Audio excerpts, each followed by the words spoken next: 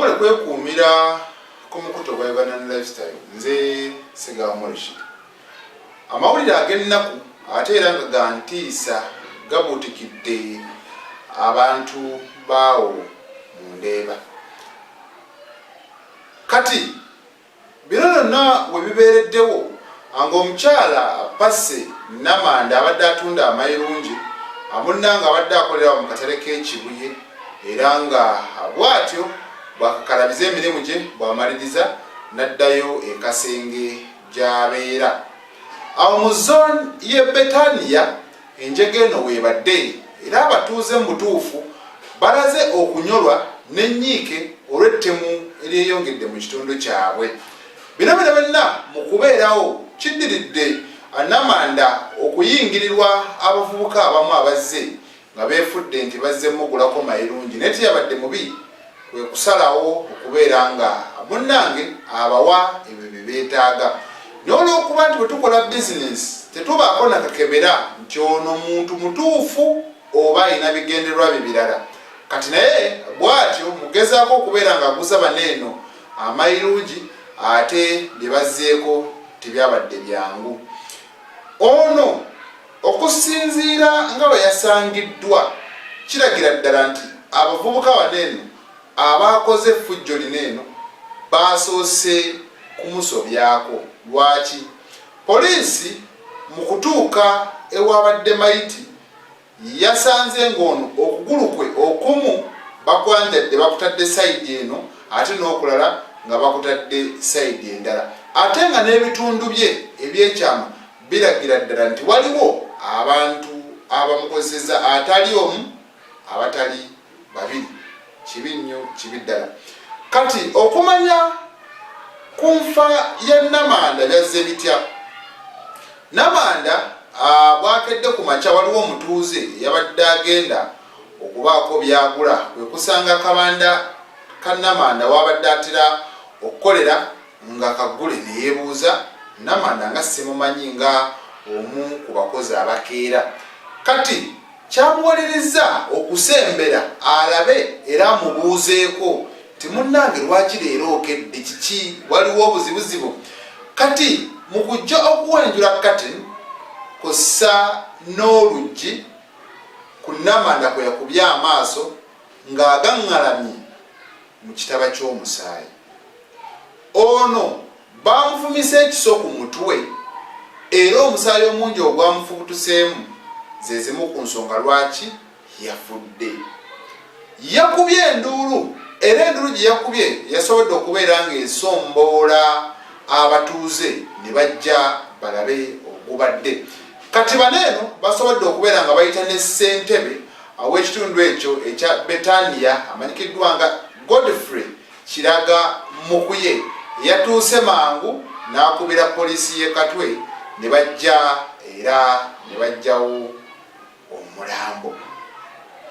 Kati chairman yalaze okunyula okw'amaanyi olw'obuzzi bw'emisango obweyongedde mu kitundu kyabwe.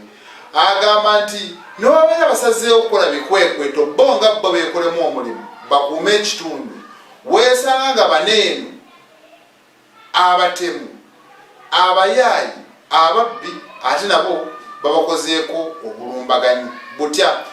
Yagambye nti waliwo we bagezaako okukuuma awo mu kiro bagende mu maaso n'okubeera nga balawuna defense ne banne be yali akuuma nabo, ate baneeno abaye we babasanga ne babatematema ebijambiya okakkana ng'emagombe basimbyeyo kitooke.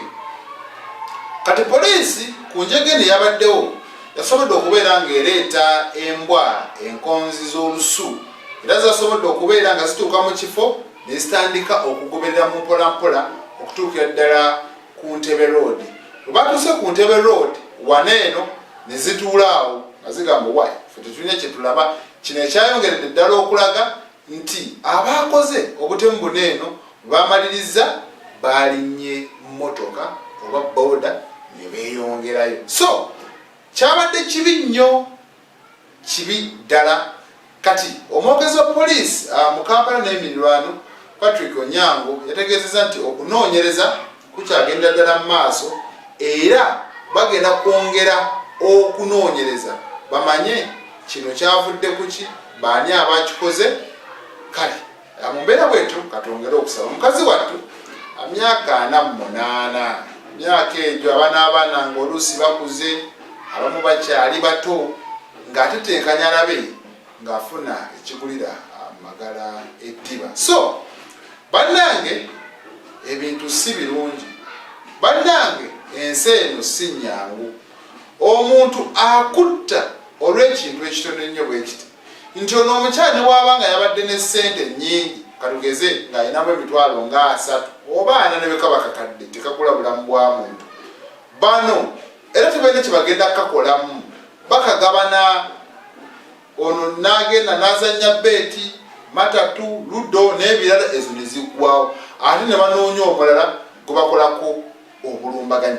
Kyova olaba sometimes abantu ba bulijjo bwe bafuna abantu abafaananako ng'abo amateeka bagatwalira mu ngalo kuba bamanyi bwe banaamutwala ku poliisi ajja ssibwa eruzira era bamusalira emyaka oba ameka amale aveeyo so nga ate omuntu gwe yatta ye takyasobola kudda. Kati nabo oluusi basalawo okubakuba bibulooka okubookya ebipiira nabo nga balaba kyekisobola okubeera nga kibawa obwenkanya. Byonna ebikola bye bakoze tekuliiko kyangu okusobya ku muntu ekirindi. Muganda wange ekyo ekintu kibeera kinene. Okusobya ku muntu ekirindi ekyo kibeera kinene obulya bulungi nnyo. So kati bamaliriza ng'omugenzi bamuswazizza atyoboddwa era ekyamazima nga ekikolwa kye bakoze n'abakyala abamwerabiddeko ababaddewo awo kumpi tekiyinza kubava ku mutima n'amaaso. Kale katusabe nga poliisi ekola okunoonyereza ate basobole okufuna baani ababadde emabega g'obulumbaganyi buno. Nze Ssegawa Morishit.